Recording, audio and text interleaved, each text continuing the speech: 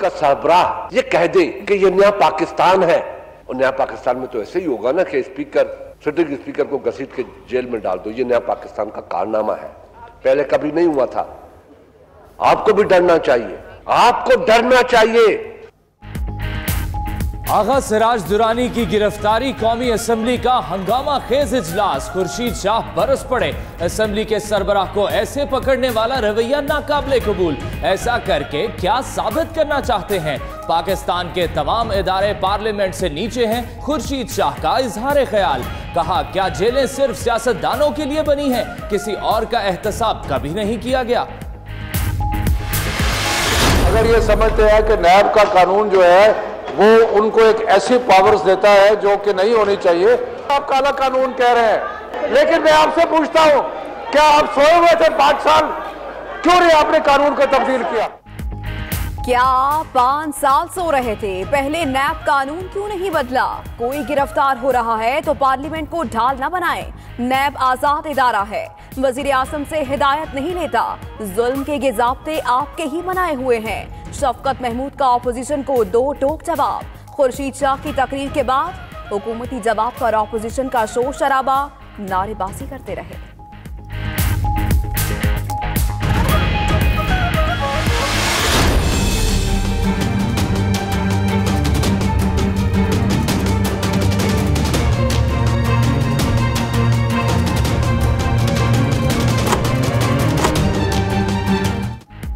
नाजायज असासे और बदउनवानी, नैब आज आगा सिराज दुरानी को एहतसाब अदालत कराची में पेश करेगा। इल्जामात की तहकीकात के लिए रिमांड की इस्तदा की जाएगी। उधर कराची में नैब का सिराज दुरानी के घर पर छापा, करोड़ों रुपए मालियत की 8 गाड़ियां और जायदाद की दस्तावेजात तहवील में ले ली।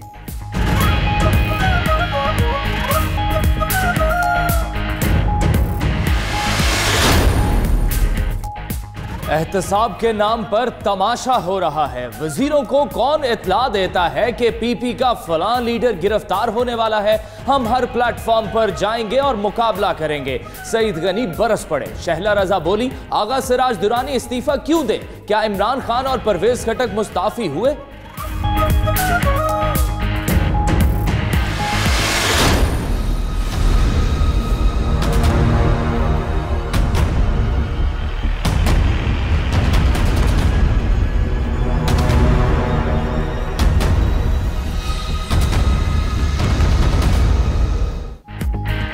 बारिशों ने तबाही मचा दी, छतें गिरने, पुल टूटने, सैलाबी रेलें और लैंडस्लाइडिंग के वाकयात। बच्चों समेत हलाकतें 25 हो गईं।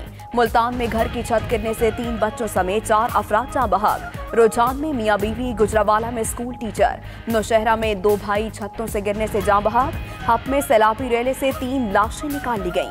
3 अफराद तोदा गिरने और लैंडस्लाइडिंग की जद में आ गए।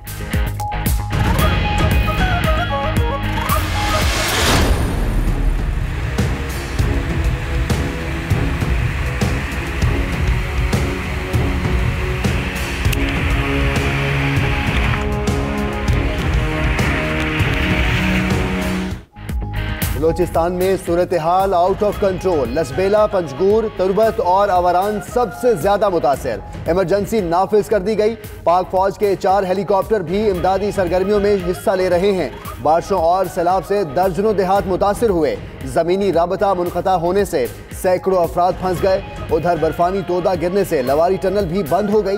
गाड़ियों की लंबी कतारें।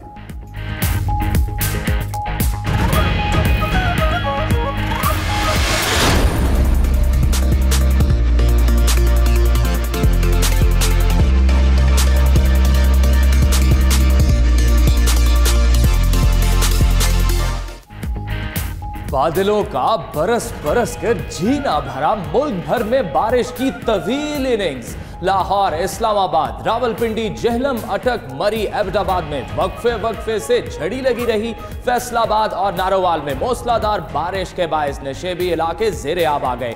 उधर मानसेहरा, बटग्राम, चमन, ज़ियारत के पहाड़ों पर बर्फबारी सिलसिला कल तक जारी रहेगा। महकमा मौसमियात की पेशगोई।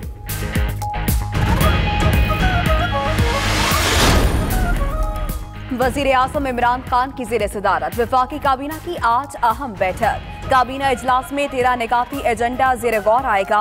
सिगरेट पर हेल्थ लेवी टैक्स आयद करने की मंजूरी दी जाएगी। बरतानवी शहरी अब्दुल कादिर एहसन की बरतानिया हवालगी का मामला एजेंडे में शामिल।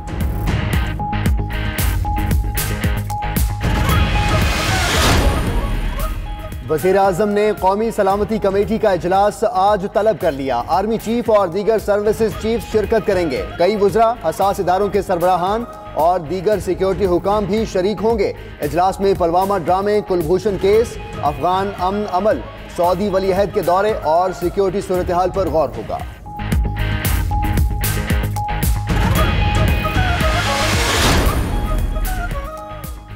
भारत के साथ कशीदगी से किसी बड़े नुकसान का खदशा नहीं, वजीर खजाना ने क्लियर कर दिया।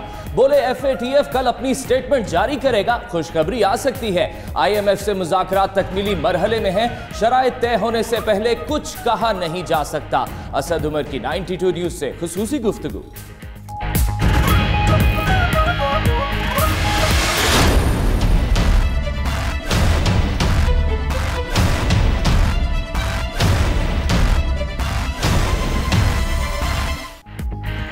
भारतीय दहशतगर्द कुलभूषण यादव का आलमी अदालत में केस।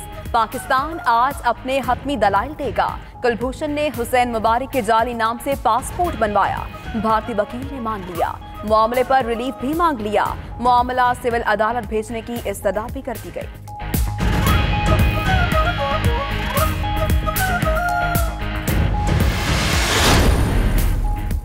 टैक्स चोरों के गिर्द घेरा तंग, खानदानी डेटा इकट्ठा करने का फैसला कर लिया गया।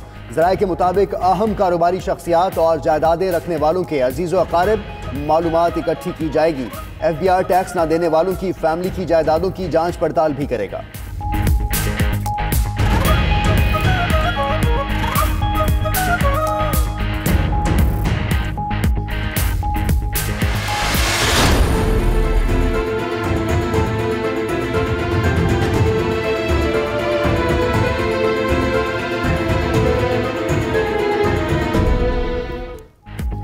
कराची कैंट रेलवे स्टेशन की सिक्योरिटी पर सवालिया निशान, स्कैनिंग मशीन फाल ना हो सकी। सामान की स्कैनिंग के लिए मंगवाई जाने वाली लाखों रुपए मालियत की मशीन कमरे में बंद। चेकिंग के नाम पर खानापुरी, मेटल डिटेक्टर पर लाल बत्ती जले या बीप बजे, रोककर दोबारा तलाशी नहीं ली जाती।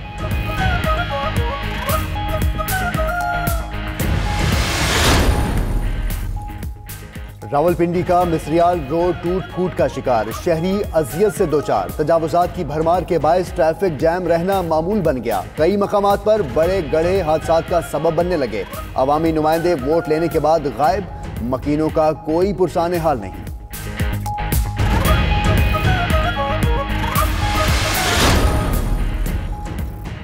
बांग्लादेश में खौफनाक आग, 70 अफराद लुक़्मा-ए अजल बन गए। ढाका की 4 मंजिला इमारत में आग रात गए लगी। रिहायशियों को बाहर निकलने की मोहलत ही ना मिली। दर्जनों अफराद झुलसकर जख्मी हो गए। हलाकतें मजीद बढ़ने का खदशा। इमारत में प्लास्टिक की अशिया के गोदाम थे।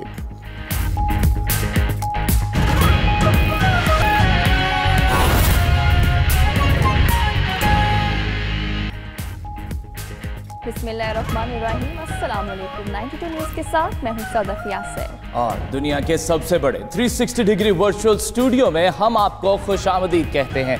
मैं हूं फाइक महमूद। तो नाज़रीन, मतला कहां कहां अबर आलूद होने वाला है और PSL में किस किस का मैच होने वाला है और एहतसाब अदालत में आज कौन पेश होने वाला है, बताएंगे आपको इसी बुलेटिन में। और इस बुलेटिन में मैं हूं आपके साथ मोहम्मद अहमद राना। मैं हूं महमूद नदीम। हेडलाइंस आपने जानी। आगाज में अहम खबर आपको दें। स्पीकर सिंध असेंबली आगा सिराज दुरानी की नैब के हाथों गिरफ्तारी।